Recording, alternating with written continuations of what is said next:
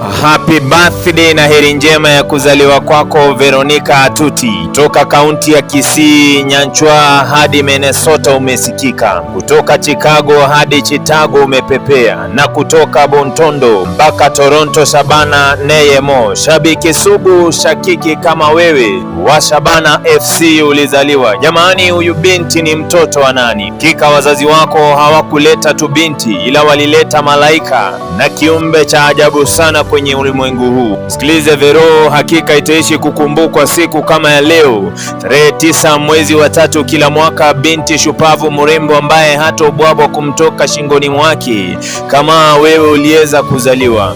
Unapoongeza mwaka mmoja kutoka kwa tasnia mzima ya Sauti ya Dhahabu, turuhusu leo tukusherekee kwenye siku hii yako muhimu na adimu sana maishani mwako.